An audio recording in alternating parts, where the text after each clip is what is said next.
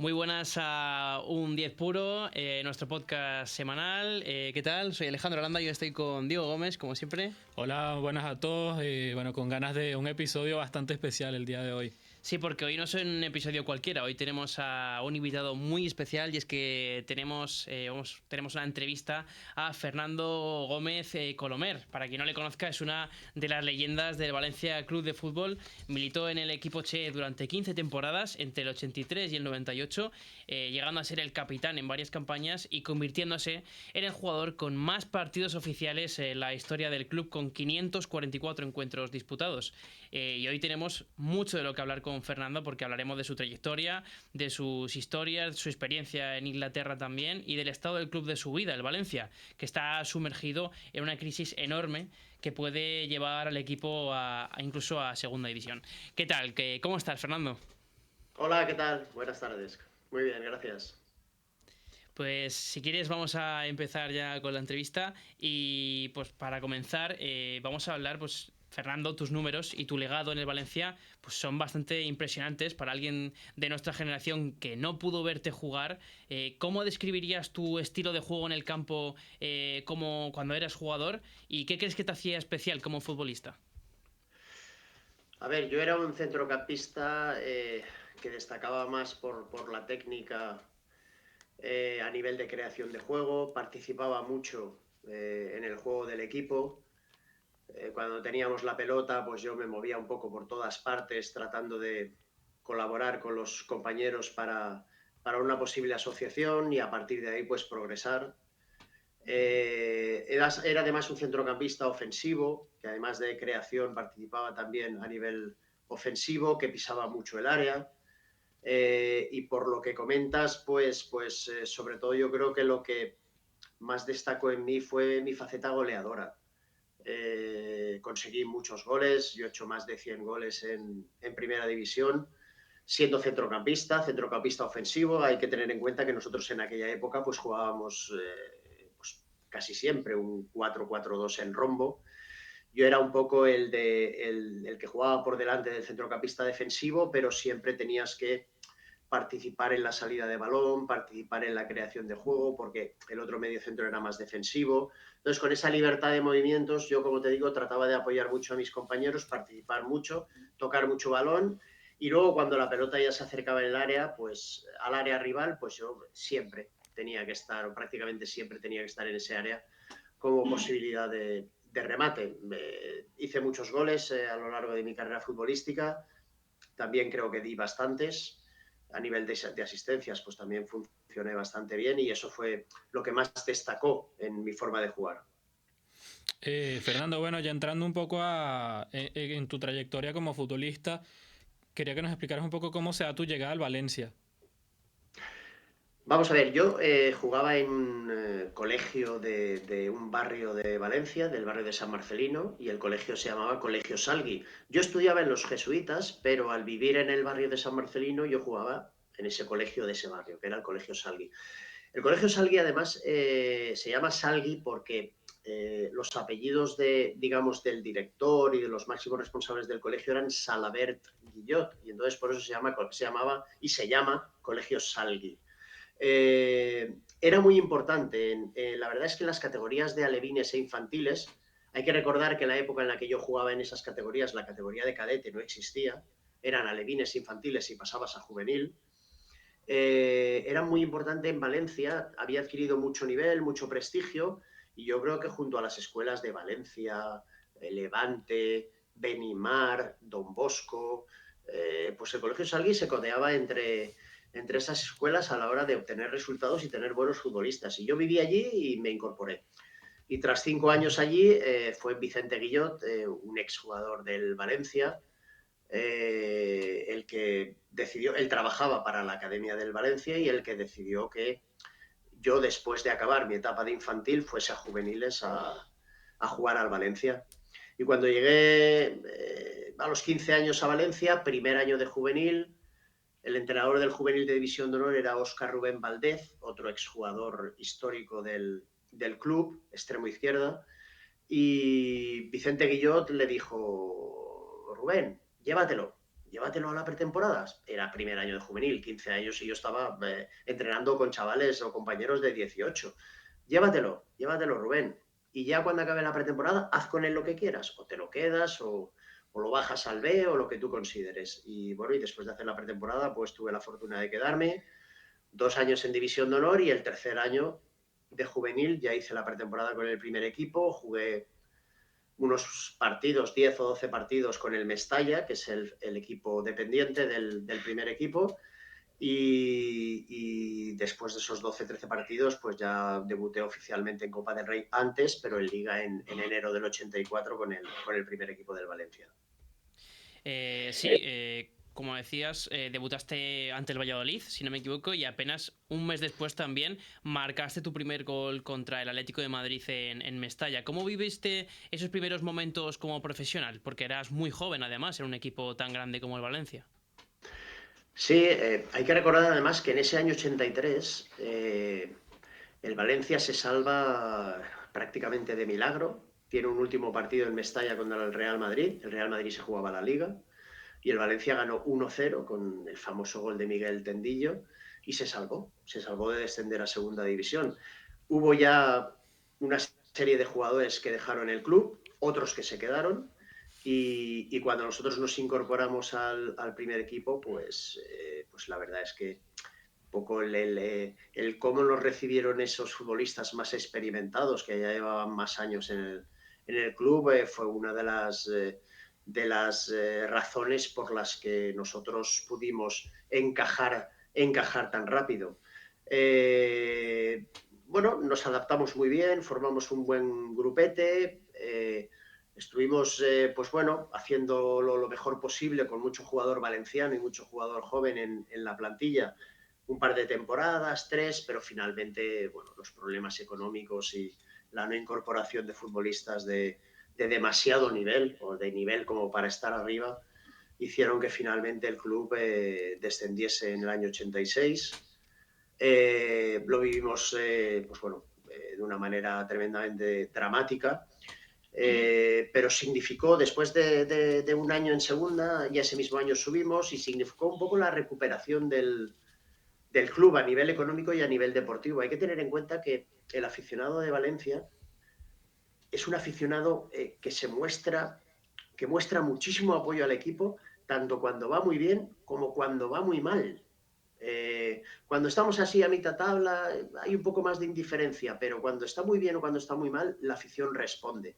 La afición respondió tras ese descenso. El campo se llenaba prácticamente todos los partidos, hicimos una liga fantástica y volvimos a primera división rápidamente. Pero bueno, ¿cómo lo vivimos? Pues lo vivimos de una manera muy responsable, sabiendo que éramos chicos jóvenes y la mayoría de por aquí que teníamos que responder, la exigencia era grande.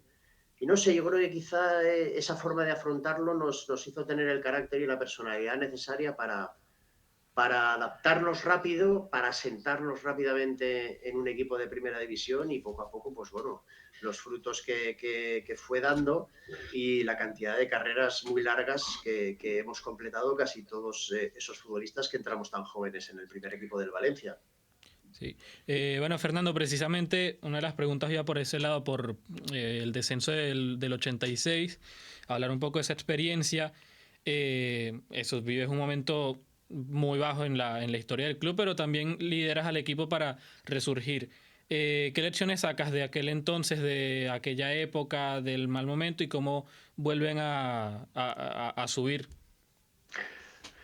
Bueno, yo creo que cuando un equipo como el Valencia se encuentra en esta situación, después le pasó al Atlético de Madrid, recordemos, le ha pasado al Sevilla, Sí. le ha pasado a muchos equipos, cuando un equipo de este nivel, de este estatus, sufre un revés, una adversidad tan grande, pues, bueno, es en principio difícil de asumir, pero es verdad que después te cargas de responsabilidad y tienes que responder. Nosotros además lo hemos contestado muchas veces. Los aficionados a veces, los periodistas de por aquí, hablan de que fue un éxito ascender al año siguiente y quedar campeón, y sin embargo yo he hablado con varios compañeros míos de aquel entonces y nosotros no lo afrontamos como un éxito. Es decir, para nosotros era una obligación el de volver al Valencia Claro. a primera división. Y se vivió muy difícil. Fue una temporada que fue de más a menos. Nosotros en diciembre estábamos bien colocados. Nadie tenía la sensación de que esto podía llegar a ocurrir. Y finalmente, pues bueno, fuimos bajando poco a poco, poco a poco. La dinámica fue muy negativa. Incluso cuando juegas bien no ganas. Y bueno, parece que todo se vuelve en contra y que finalmente, pues bueno, el destino te lleva, el destino y lo que tú has hecho te lleva a descender. Y realmente, pues, bueno, yo creo que son lecciones que se deberían aprender un poquito para el futuro, pues por ejemplo, en la situación en la que se encuentra ahora el Valencia.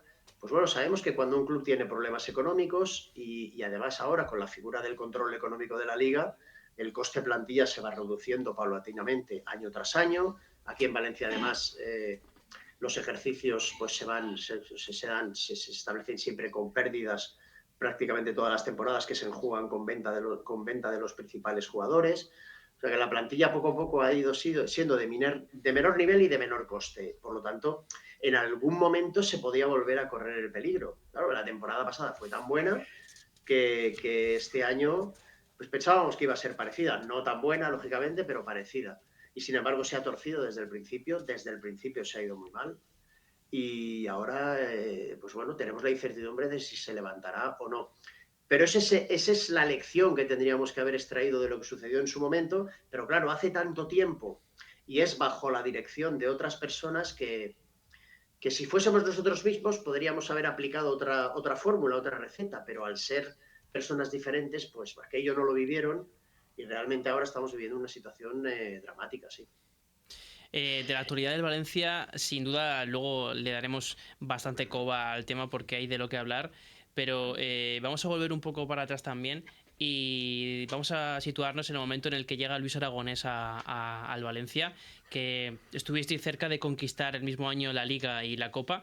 ¿Qué recuerdos tienes de aquella época y cómo era trabajar con un entrenador tan icónico, ¿no? Como era Luis Aragonés? ¿Qué tienes de recuerdos de él? Pues mira, será inolvidable.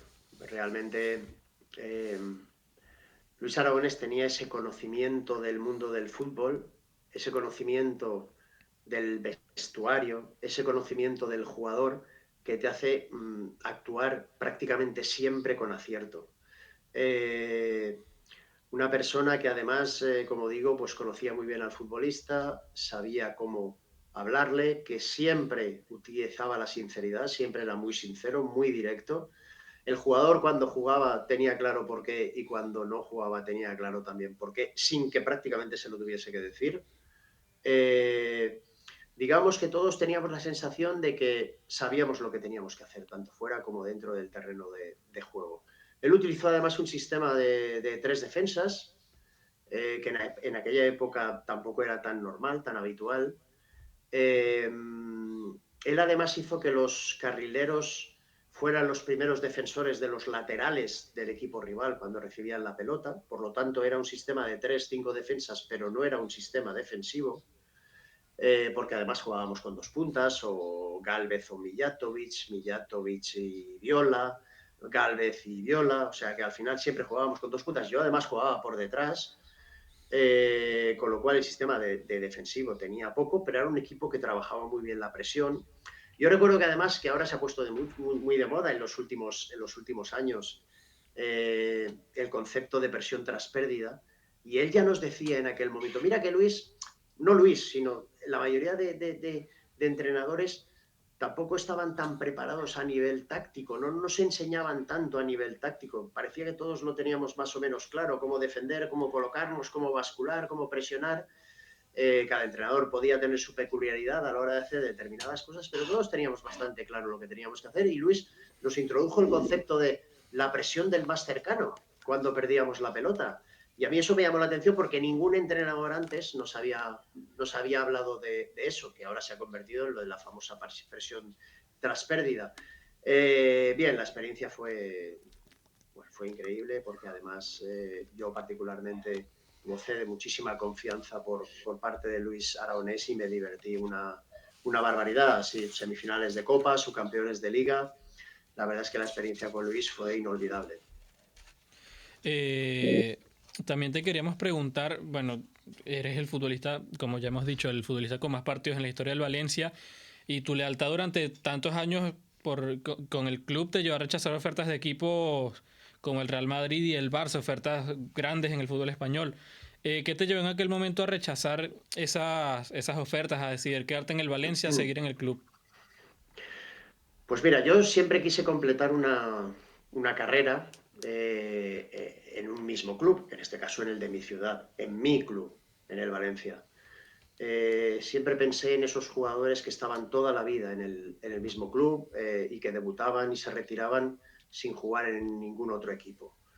Eh, y además, dado el tiempo que estuve, yo lo que quería de verdad era ganar un título con el Valencia, algo que resultaba muchísimo, pero muchísimo más complicado, hasta el punto de que no lo conseguimos, muchísimo más complicado que ganarlo en el Real Madrid o ganarlo en el Fútbol Club Barcelona. Sí que es verdad que pude salir, pero yo siempre dejé un poco la decisión en manos del club. Si necesitáis que salga, salgo. Si no necesitáis que salga y queréis que siga, yo sigo. Y el club siempre decidió que me quedara. Bueno, y los dos principales motivos ya os los he comentado. Pues acabar mi carrera deportiva, que no lo conseguí, porque tuve que salí después a Inglaterra y acabé en el Club Deportivo Castellón, y ganar un título en el Valencia, que tampoco lo logré. Entonces, pues, bueno, se sucedieron esas posibilidades, pero en aquel momento creo que acerté. Es verdad que al final de mi carrera deportiva y con lo poco que jugué con Valdano y con Ranieri, pues quizá podría haber salido antes del club y haber disfrutado un poquito más del fútbol en esos últimos años. Justo te íbamos a hablar de, bueno, la llegada de Claudio Ranieri cambió tu rol en el equipo y finalmente pues dejaste Mestalla en 1998. ¿Qué ocurrió? ¿Qué ocurrió para que al final salieras del Valencia y qué sentiste al marcharte del club de tu vida? Bueno, vamos a ver, yo ya empecé a no jugar con Jorge Valdano como entrenador. Además fue una cosa muy extraña porque, no sé si recordáis, allá por el mes de octubre, nosotros quedamos subcampeones de liga en el mes de junio, en el mes de octubre con Luis Aragonés, en el mes de octubre dimite Luis Aragonés y viene Jorge Valdano. Bueno, pues 4 o 5 meses después de haber quedado subcampeones de liga y de haber completado seguramente una de mis mejores temporadas, no sirvo para jugar en el Valencia. Valdano decidió que yo tenía que jugar un partido cada 3 o cada 4 y así comenzó un poco todo. Después Valdano dejó de ser entrenador del club en la temporada siguiente, el cuarto partido o así. Llevábamos 0 puntos y además creo que tuvimos un problemita de alineación de extracomunitarios que, bueno, habíamos perdido el partido, pero se hubiese perdido igual aunque lo hubiésemos ganado. Y un poco fue la gota que colmó el vaso y se decidió el cambio por Ranieri. Bueno, y llegó Ranieri, pero Ranieri fue más sincero. Él le gustaba otro tipo de futbolista y le gustaba otro tipo de fútbol. Y con Ranieri, no sé si jugué 8 o 9 partidos de titular en toda una temporada. A mí me quedaba un año más de contrato, pero el entrenador iba a ser Claudio Ranieri y, bueno, hablé con el club y les dije, oye, mirad, yo prefiero disfrutar del fútbol, me quedan aún un par de años para poder jugar a pleno rendimiento y como digo, para quedarme aquí y no jugar, pues quiero seguir disfrutando de este privilegio. Bien, lo arreglé con el club, salí teniendo un año más de contrato y dejé el Valencia. Y quería hacerte una pregunta que se me pasa siempre por la cabeza cada vez que ocurren este tipo de situaciones. Tú te marchas en la 98-99 y esta temporada el Valencia gana un título y gana la Copa ese mismo año en el que te vas. Y después llega una etapa gloriosa también con Benítez al frente en la que llegan a 2 finales de Champions seguidas y ganan incluso la Liga. A ti como futbolista, ¿qué te pasa por la cabeza al encontrarte en esta situación? Porque estás 15 años dando todo por tu club, rechazando incluso ofertas, como hemos dicho, y no tienes la recompensa de ganar un título. ¿Cómo afrontaste esta situación? Pues la verdad, de muy buena manera, porque yo soy una persona bastante práctica y además soy del Valencia. con lo cual los éxitos del Valencia siempre me alegrarán. Y en ese sentido, pues sí, efectivamente se ganó la Copa al año siguiente y ya llegó la competición de la Champions, que se jugó pues varias temporadas. Nosotros quedábamos segundos, terceros o cuartos y teníamos que jugar UEFA porque solo existía la Copa de Europa para los campeones. Y fue precisamente en ese 98-99 cuando la Champions se creó. Luego, bueno, las dos finales de Champions fueron con Cooper, como entrenador, Héctor Cooper. Y luego es verdad que Benítez gana 2 ligas y una Europa League o una UEFA. Sí, pero bueno, yo creo que, ya te digo, o sea, yo no tuve la fortuna de conseguirlo, pero como soy del Valencia, pues muy contento de que el Valencia estuviese entre los mejores de Europa y que finalmente pues lograse todos estos éxitos. Es un poco lo que ha pasado a lo largo de todos estos prácticamente 25 años fuera del Valencia, 25, 26 años. El equipo pues ganó la Copa del Rey del 2008, después la del 19. Pues bueno, de vez en cuando el Valencia es un equipo que debía ganar algún título. El de Liga es más complicado, pero el de Copa del Rey es un poco más accesible. Ahora hay que observar que prácticamente te metes en cuartos de final sin haber jugado con ningún equipo de tu propia categoría, de tu propia división. Entonces, esas son competiciones para intentar aprovechar. En los momentos buenos. Y luego, pues eso, intentar clasificarte para Champions de los 4 primeros, porque eso es lo que te da mucho dinero. Además, jugar la Champions te produce unos ingresos altísimos, los derechos televisivos también son importantes y bueno, y por lo tanto eso es lo que debería hacer un club como el Valencia, pues eso, como el Valencia, como el Atlético de Madrid, como todos los de Sevilla, pues todos los clubes que podían acceder a este tipo de cosas en aquella época, porque ahora también está la Real Sociedad, el Athletic de Bilbao, el Villarreal, el Betis, pues todos estos equipos que pueden acceder. Y lo viví de esa manera. No me tocó a mí, pero tocó después y como yo soy del Valencia, pues muy contento. Fernando, luego pues te marchas, sales del Valencia y das un cambio radical, ¿no? En tu carrera yéndote a los Wolves, a Inglaterra. Quería preguntarte primero qué diferencias notaste entre el fútbol inglés y el español, ya no solo a nivel de juego, sino también a nivel cultural, cómo se vive en un país y en el otro el fútbol, a nivel económico si se quiere. Y segundo, ya fuera del fútbol, ¿cómo fue la adaptación a la vida en Inglaterra? No son Valencia y Wolverhampton, Dos vidas muy diferentes. no son dos lugares similares, entonces Sí, preguntar Claro. también cómo fue esa adaptación a la vida allá. A ver, a nivel deportivo, en principio, yo efectivamente voy a Wolverhampton Wanderers, a los Wolves. Es un equipo que en aquel momento estaba en segunda división, pero es uno de los históricos de Inglaterra. En los años 70 fue un club muy importante. El fútbol inglés cuida mucho la tradición, cuida mucho a sus jugadores, a la historia de la entidad. Y bueno, recalas en un fútbol en el que a nivel de juego, pues todas las acciones son al 120%, o eran al 120%, porque en aquella época no había tantos entrenadores europeos en Inglaterra. La mayoría eran ingleses, ¿no? Británicos. Entonces el fútbol es un poco acciones al 120%, muy físico, de mucha presión. Y sin embargo,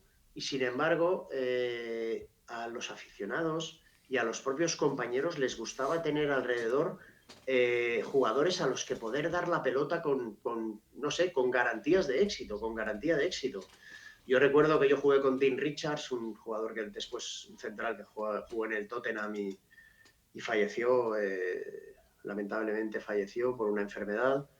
Que era así muy grande, negro, un físico espectacular y le encantaba tenerme cerca para poder darme la pelota. Es que era de esto de que, sé que me las da siempre, me las da siempre. Y disfruté mucho, tuve compañeros alrededor fantásticos, muy buenos jugadores para el ritmo al que allí se juega el fútbol. Yo me adapté muy bien, la verdad me adapté muy bien porque yo hago un fútbol fácil, de no demasiados toques, encuentro rápidamente compañeros, daba buenos pases y eso allí les gusta mucho. El futbolista fino que da buenos pases, les gusta mucho. Además, nosotros teníamos a Robbie Keane en la plantilla y a Steve Bull, que era un delantero histórico que, fijaos, que fue al Mundial de Italia jugando en tercera división con la selección inglesa. Entonces jugó Steve Bull, Robbie Keane, y ellos lo que necesitaban era un centrocampista buen pasador. Y me encontraron a mí y nos fue muy bien. Pero bueno, finalmente el manager que a mí me firmó salió del club, entró un poco el segundo, que era inglés, y colocó a un central de medio centro. Es por eso que, claro, era la diferencia de estilo. Un entrenador escocés que además había jugado en Alemania, en el Hamburgo, que tiene una mentalidad un poquito más abierta y que quiere, sí, que el equipo se esfuerce, pero también quiere buenos jugadores, un tipo de fútbol que vaya, ¿no?, con su estilo. Claro, luego vino el cambio, Colin Lee fue el que le sustituyó, Mark McGee era este manager que me fichó a mí, y claro, cuando entró Colin Lee, pues Fernando fuera, un central de medio centro, yo jugué varios partidos de la Liga de Reservas, de la famosa Liga de Reservas, jugué la FA Cup contra el Bolton en su estadio y ganamos 0-2 con 2 goles de Robbie Keane. Pero bueno, se dieron situaciones muy peculiares ya con este entrenador porque jugué poco. Daba la casualidad de que cuando ya no tenía más, pues me ponía, el equipo no perdía, ganábamos, pero cuando se recuperaban los otros volvían a jugar y yo... En el fútbol inglés se da mucho la jerarquía del futbolista. Y claro, nuestro capitán, que se llamaba Keith Curl, era central. Y yo creo que él se sentía más cómodo si el medio centro que estaba por delante de los dos centrales era más defensivo que creativo. Y entonces, pues bueno, pasó esto. Además, él era el entrenador del equipo de reservas. Cuando íbamos a jugar contra el equipo de reservas, nuestro entrenador era el capitán del primer equipo, Keith Curl. Y luego yo, además, en el mismo equipo, tuve compañeros que le habían limpiado las botas a otros con los que jugaban ahora. Es decir, allí se da mucho que los futbolistas del juvenil, los futbolistas jóvenes, limpian los vestuarios, por lo menos antes, no sé ahora. Limpian los no creo vestuarios. que ahora mismo sea igual, ¿no? Limpian los vestuarios, limpian las botas de los jugadores del primer equipo, ayudan a los utilleros a organizar todo y además los jugadores jóvenes se sienten orgullosos. Vino algún jugador que le recordó a algún compañero que le dijo, oye, yo te limpié las botas en aquel equipo, yo te limpiaba las botas en aquel equipo. Llamaba mucho la atención. Luego, a los entrenamientos no iban aficionados, ahora se hacen todos a puerta cerrada, pero por ejemplo en aquella época en Valencia había 100, 150 aficionados, 200 cada entrenamiento. Allí no había ninguno. Luego hice 2 o 3 entrevistas en todo el año, aquí igual hacía 2 o 3 cada 2 semanas. Bueno, el cambio fue radical. Yo creo que se da una situación en la que el futbolista vive tranquilo y vive enteramente orientado a su profesión. Y allí el futbolista es muy profesional, muy profesional. También le gusta, pues bueno, de vez en cuando divertirse, pero es muy profesional, es muy profesional. Y a partir de ahí también es verdad que los aficionados siempre piensan que los jugadores han hecho el 100% de lo que podían hacer. Habrán jugado mejor o habrán jugado peor, pero los aficionados siempre piensan que han dado el 100%. De siempre se ve cuando sustituyen a un jugador que su equipo vaya ganando o perdiendo, él aplaude a los aficionados y los aficionados le aplauden a él. O sea, esto ha pasado siempre en Inglaterra y son cosas que a mí, pues bueno, yo viví personalmente, me llamó mucho la atención. Y luego, pues bueno, con el tema de las redes sociales y todas estas cosas, pues no, es que 25 años después, todavía, y para lo poco que jugué allí, porque jugué 29, 30 partidos, pues todavía hay mucha gente que se acuerda de mí y de cómo era como futbolista y me alaba porque tenía mucha calidad, porque daba buenos pases, porque, no sé, yo creo que fue una experiencia que después de lo que me pasó aquí en Valencia con Valdano y con Ranieri, pues ojalá me hubiese ido antes y hubiese podido estar allí 2, 3, 4 temporadas y vivir el fútbol inglés tal y como yo quise vivirlo. Y luego vivir ahí a nivel personal, mi familia vino conmigo, nosotros además vivimos una en una casa muy bonita, en un pueblo muy bonito, a pesar de que Wolverhampton no es bonito y Birmingham tampoco es bonito, pero yo viví más en un pueblo que estaba a media hora en coche hacia el oeste, hacia Gales, todo muy verde, 2 pistas de tenis de césped artificial, la post office, los 2 pubs y las casitas de alrededor. Y yo pues vivía en una de esas casitas de alrededor, de maravilla. Yo soy una persona tranquila, hicimos cuando pudimos algo de turismo, visitamos algunas ciudades, algunos lugares especiales de Inglaterra que merecían ser visitados, con los nanos y con la familia, y lo pasamos realmente bien porque, ya digo, a nivel de vivir allí, fantástico. O sea, mi mujer iba al gimnasio, cogía el coche y se iba al gimnasio. Después tuvimos muy buena relación precisamente con el manager que a mí me firmó, Mark McGee, y su mujer. De vez en cuando jugábamos al bádminton, cenábamos juntos. Lo pasamos muy bien. La verdad es que fue un año fantástico y ojalá me hubiese ido antes. Luego, a nivel de clima, no pasamos demasiado frío. Bueno, frío se pasa, pero no nevó demasiado. Pudimos entrenar prácticamente todo el año sin problemas. Y luego, claro, al ser una isla, llueve, hace sol, llueve, nublado, vuelve a hacer sol. En un mismo día pasan muchas cosas. El clima va variando, vamos, repentinamente, cada muy pocas horas. Y bueno, nos adaptamos bien, mis hijos al colegio, o sea que fantástico, fantástico. Después de este año que estuviste exitosamente en los Wolves, según has comentado, que te gustó tu año allí en Inglaterra, bueno, decides volver a España y recalas en el Castellón. ¿Cómo fue esta vuelta a España y cómo fue tu etapa en el Castellón? A ver, yo cuando dejé el Valencia ya estaba preparado para retirarme, pero intenté la aventura inglesa y lo conseguí. Entonces, o me lo consiguieron. Entonces, me lo consiguió Paul Hodges, que fue precisamente el agente que llevó a Poyet al Chelsea. Y él consiguió, bueno, ofrecerme a varios clubes de ahí de Inglaterra, y finalmente Wolverhampton Wanderers me firmó. Además fue una historia muy peculiar porque yo estaba, me parece que fue alrededor del 3 de agosto, cuando ya pensaba que iba a ser muy complicado encontrar un club donde jugar. Estaba viendo un Wolverhampton Wanderers Fútbol Club Barcelona de pretemporada. Y además el partido se ofrecía en diferido alrededor de las 5 de la tarde, es decir, el partido ya se había jugado. Y yo estaba viendo el partido y sonó el teléfono. Fernando, soy Paul, ¿qué tal? No, oye, ¿estás viendo el partido de Wolverhampton? Sí, el lunes tienes que estar aquí. Wow. Ostras. Claro, pero el lunes tienes que estar aquí porque la gente de Wolverhampton preguntó a la gente de Barcelona y los de Barcelona dijeron, fichadlo ya, Wow. fichando ya. Y esa es la historia del fichaje por allí, por Wolverhampton Wanderers. Bueno, y después sí, después de dejar Wolverhampton, vuelvo a estar preparado para retirarme, pero bueno, el presidente del Club Deportivo Castellón era un exdirectivo del Valencia, un ex consejero del Valencia, Toni Bonet.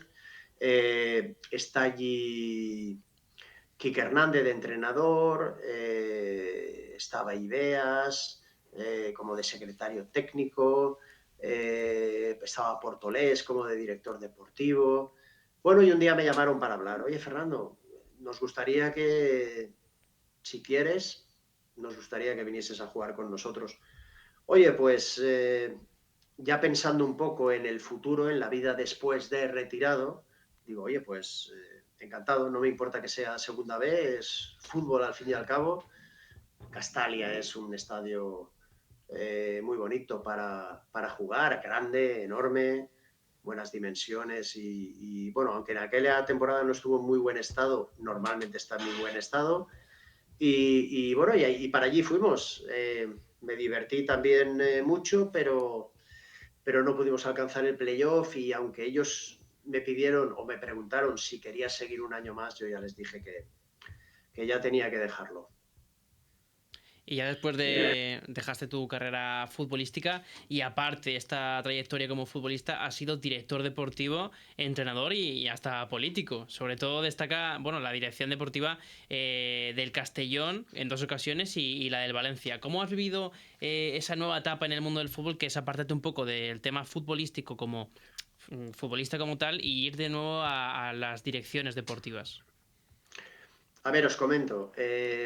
A mí un poco lo que quise evitar del mundo del fútbol era tanto viaje, tanta concentración. Yo soy una persona muy de familia y eso me costaba bastante. Entonces quise evitarlo. Por eso no me hice entrenador nada más retirarme. Yo prefería el despacho, la dirección deportiva. Se puso muy de moda porque antes éramos secretarios técnicos, pero se puso muy de moda desde que Jorge Valdano se hizo director deportivo del Real Madrid.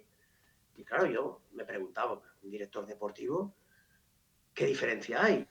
Y bueno, y efectivamente pues existía diferencia porque bueno, te encargas de muchas más cosas, tenías una responsabilidad grande, tenías un contacto con los medios de comunicación, tenías un contacto con los jugadores, con el entrenador y organizabas un poco todo el club a nivel deportivo, tenías tu director de academia. Bueno, sí, la verdad es que se hacían muchas cosas y entonces pues yo decidí que por ahí pues podía ir bien. Eh, 2 años después de retirarme, pues veo que el Castellón, efectivamente, un club histórico y que merece estar mínimo en segunda A, como está ahora, pues llevaba muchos años sin lograr el ascenso. Estaba en segunda B y además al presidente le costaba mucho dinero cada temporada sin conseguir el éxito. Entonces, yo había sido jugador con él, me acerqué a hablar con él. Tony, ¿quieres que sea tu director deportivo? Bueno, lo arreglamos allí mismo y efectivamente pues me hice director deportivo del Castellón, lo que evitó que sacara las licencias de entrenador así tan temprano como la mayoría de exjugadores, de jugadores que nada más retirarse ya sacan las licencias de entrenador, incluso algunos antes de dejar el fútbol y bueno, ahí comenzó mi historia como director deportivo, 3 temporadas allí y la verdad es que nos fue tan bien que yo dije, oye, pues yo creo que he acertado y que por aquí vamos bien. El equipo hizo 3 playoffs de ascenso y en el 2005 subimos, pero se vendió el club y cambió todo el organigrama deportivo. Y bueno, y a partir de ahí, pues otras experiencias. Fernando, te quería preguntar, ya desde las oficinas, desde la dirección deportiva, ¿se ha notado la diferencia con la inclusión de herramientas como puede ser el Big Data, como puede ser ese análisis más estadístico a la hora de contratar, de armar un equipo? ¿Se ha notado la diferencia en cómo se armaban los equipos antes, cómo se buscaban fichajes, buscaban jugadores, a cómo se hace ahora? Porque, bueno, Vamos a sobre ver. todo es porque se conoce que el Castellón está experimentando ahora pues una transformación radical gracias al uso precisamente del Big Data y la inteligencia artificial y es algo que ha cambiado su modelo de gestión deportiva y además como ha sido exdirector deportivo del club recientemente pues queríamos que nos dijeras qué tal, cómo ves esta iniciativa. A ver, yo creo que el Big Data y el mundo de las estadísticas llegaron al mundo del fútbol y al mundo del deporte para quedarse. Pero yo efectivamente creo que son una herramienta. Son una herramienta que te puede ayudar a confirmar o no confirmar un poco lo que tú estás viendo del jugador. Pero es verdad que ese jugador está obteniendo esos datos estadísticos en el club en el que está.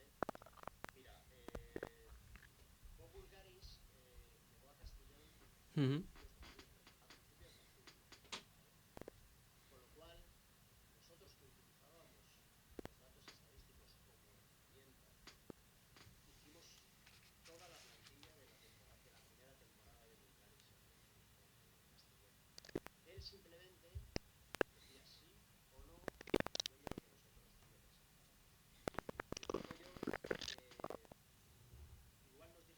Que igual nos dijo que no a uno, como el chiste, a uno o ninguno. Le gustaron los jugadores que le propusimos hasta el punto que él dio el visto bueno para que los firmáramos. Hicimos una plantilla de 1.688.000 euros brutos, ¿vale? Y el equipo, pues bueno, estuvo a 2 goles contra el Alcorcón de subir a Segunda A. La temporada siguiente, el equipo subió. La temporada siguiente, aparte de que se quedaron muchos jugadores que nosotros teníamos, efectivamente los fichajes que se hicieron bajo el nuevo método y el equipo subió. Pero claro, es que la plantilla creo que se fue a un valor de 6,5 millones, 7. No existe control económico de la liga en primera ref. Claro, sí. Ni existe el límite de extracomunitarios.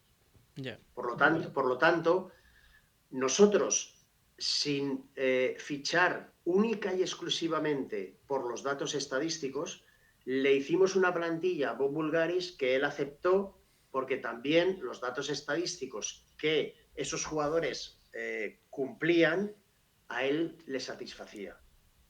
Él dio el visto bueno, se firmaron y se hizo la plantilla. Claro, entonces lo de firmar única y exclusivamente por estadísticas tiene un problema o una ventaja. Que tú, lógicamente, cuando haces la comparativa y quieres el listado, te sale el número 1 y de ahí para abajo.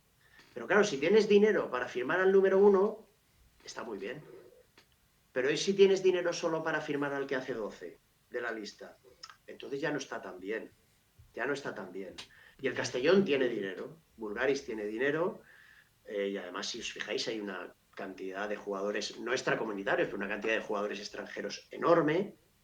Él tiene muy buena relación con el presidente del Brighton, y yo creo que por ahí también goza de información que desde allí le pasan.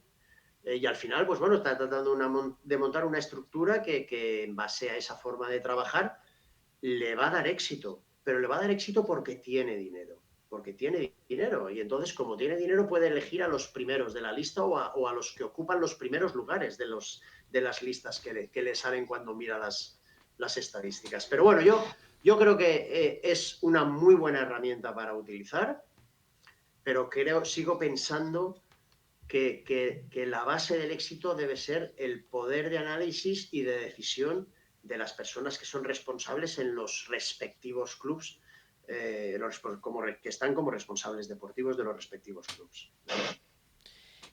Hablando ya del Castellón, ya que estamos, pues te vamos a preguntar también pues de la actualidad un poco del equipo. Marcha noveno en Liga, a tan solo 2 puntos del playoff, y te queríamos preguntar si de verdad crees que hay opciones reales de subir este año, o crees que tiene un proyecto deportivo bueno para subir, si no es este año, dentro de los años venideros. Bueno, puede subir este año. No sé si lo conseguirá. La liga de segunda es muy fuerte. Hay equipos históricos que tienen muy buenas plantillas. Y está siendo algo irregular en cuanto a resultados, pero es verdad que se está manteniendo cerca. Si al final de liga pues mantiene el nivel, pues podría meterse en playoff, y bueno, a la hora de jugar un playoff a ida y vuelta, pues cualquier cosa puede pasar, posibilidades existen. Todo el mundo habla de que, pues eso, el Castellón juega de una manera peculiar, muy ofensivo, con 3 centrales, que además son centrales que si en un momento dado tienen que conducir y progresar en el juego lo hacen. A veces hay intercambios entre el medio centro y el central. Bueno, al final es verdad que ha habido equipos que les han cogido un poquito la manera de jugar, y los resultados pues no han sido tan buenos, pero los partidos del Castellón son muy divertidos, son muy de ida y vuelta, conceden bastante pero generan más, y es un equipo goleador que es muy atractivo de ver a nivel ofensivo. Bueno, con este estilo está llegando lejos y está haciéndolo bien. ¿Posibilidades? Pues, ¿por qué no? Ellos no van a renunciar a ello. Ya te digo, tiene jugadores extranjeros ya.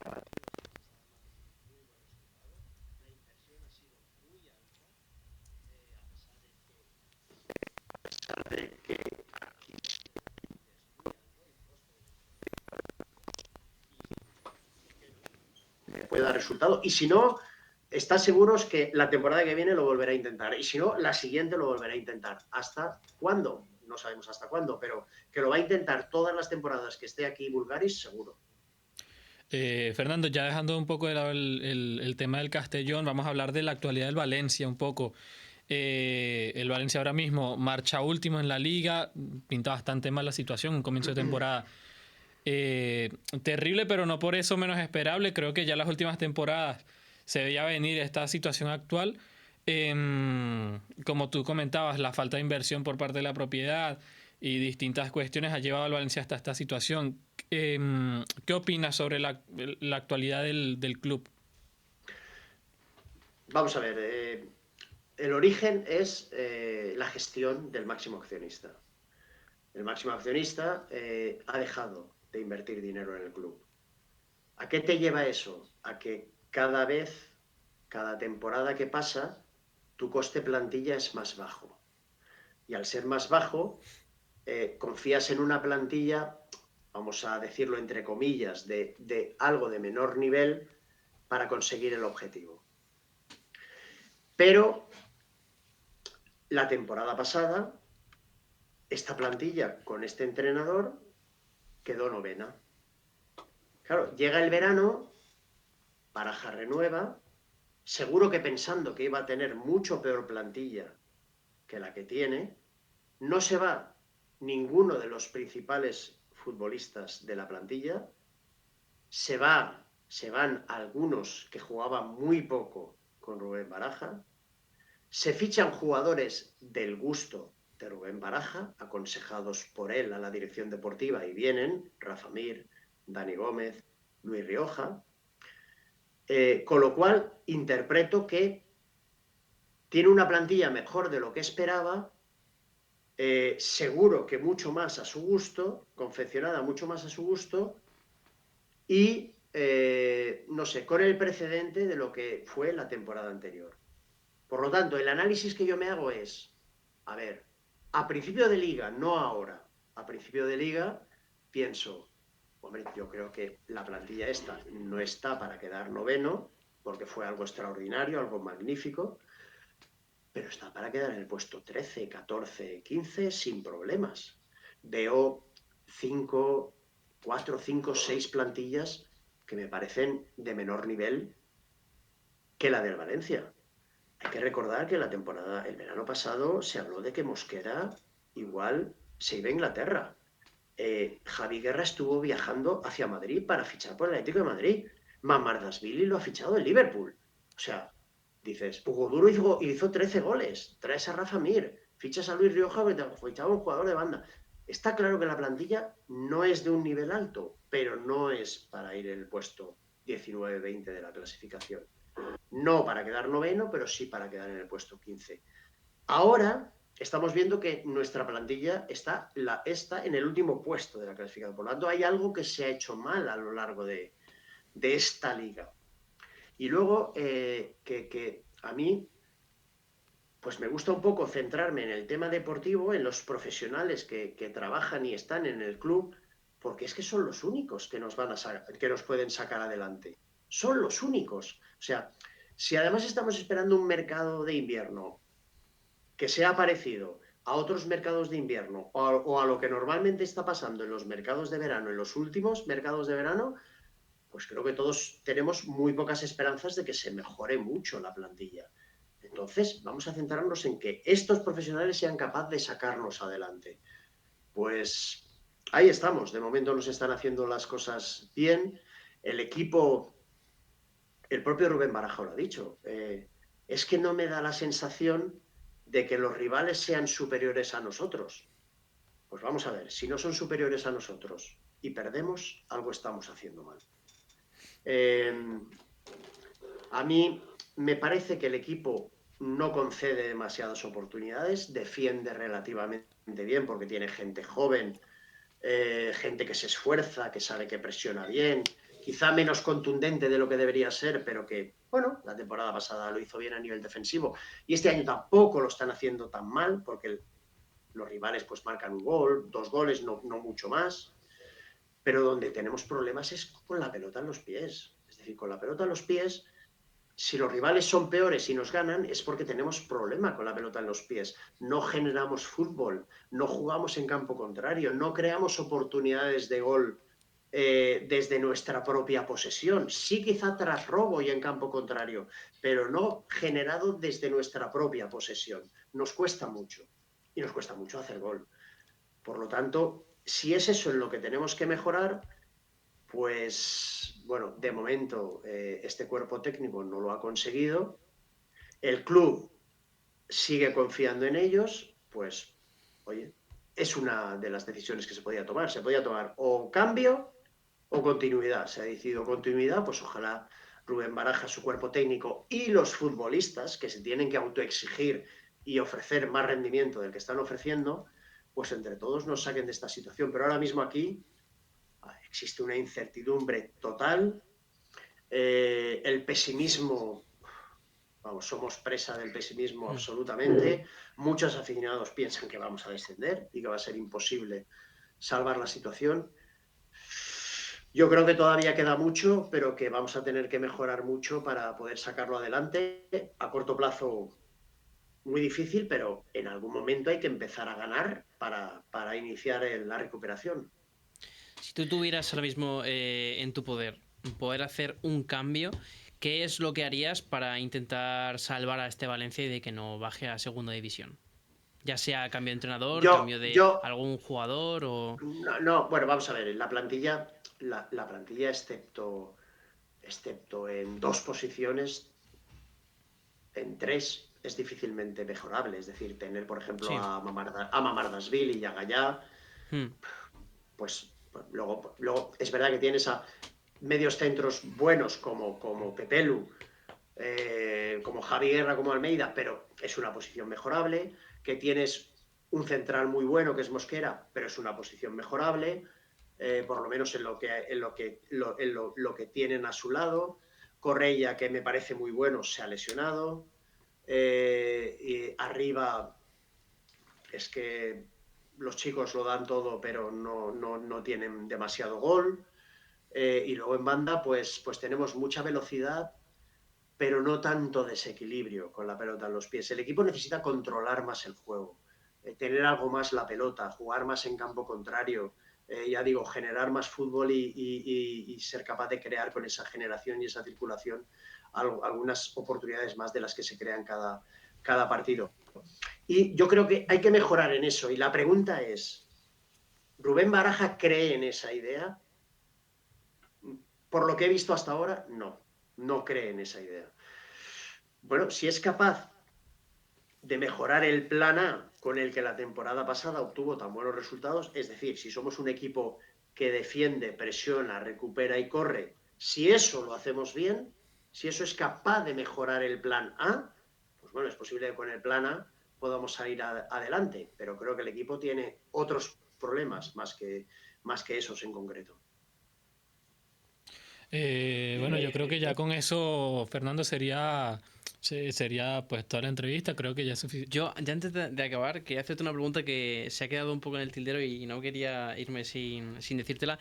Que, bueno, tú llegaste a jugar el Mundial del 90 y de Italia y se nos ha olvidado retomar esa pregunta. Porque, ¿cómo fue la experiencia de jugar un Mundial con España? Porque además es un año en el que, según hemos visto, en el 1989 fuiste elegido como mejor jugador del año aquí en España. ¿Cómo fue ese Mundial de 1990? ¿Cómo fue la experiencia de vivir un Mundial? Bueno, vamos a ver, yo jugué muy poco, jugué 15 minutos, era la época de la Quinta del Buitre, Sí. es una selección española con muchos jugadores del Madrid, con muchos jugadores del Barça, con uno o dos del Athletic Bilbao, uno del Atlético de Madrid y dos del Sevilla y dos del Valencia. Era una selección muy marcada por la influencia de Madrid y Real Madrid Fútbol Club Barcelona. Yo jugué 15 minutos contra Corea, pero sí que es verdad que formé parte de esa selección, estuve entre los 22, 23 elegidos y pues un privilegio. Imaginad, además, lo primero que ha de tener en cuenta el aficionado es de que si vas a las selecciones porque lo estás haciendo bien en tu equipo. Y eso es lo primero. Como lo estás haciendo bien en tu equipo, por eso vas a la selección. y luego te sientes un privilegiado porque es que es lo máximo. O sea, si además te eligen en una liga tan importante como la española, entre todos los jugadores seleccionables, potencialmente seleccionables para ir a la selección, pues es como digo yo, formas parte de los 22 elegidos. Bueno, se vivió con mucho entusiasmo, además en un país aquí en Italia muy cerca. Los aficionados abarrotando los estadios, los aficionados de las diferentes selecciones, el seguimiento a nivel medios de comunicación, los entrenamientos, los partidos, los desplazamientos, los intereses, las ruedas de prensa, lo que necesitábamos a nivel deportivo, las reuniones entre futbolistas. Bueno, fue un mundial en el que además pues no tuvimos fortuna de hacerlo demasiado bien y pues Yugoslavia nos eliminó. Pero bueno, siempre se recuerda con mucha alegría porque como os he comentado antes, pues formé parte de los elegidos para estar en un mundial y eso pues creo que significa bastante, sí. Pues nada, Bueno, ahora sí, yo creo que sí podemos dar ahora sí ya vamos cortando la entrevista, Fernando. Nada, Muy muchas bien. gracias por tu tiempo, por tus palabras y pues nada, hasta una siguiente ocasión. Perfecto, gracias a Bueno, vosotros. gracias. Hasta luego, Venga, hasta hasta el siguiente luego. Hasta episodio. luego, Adiós. adiós. Adiós, adiós.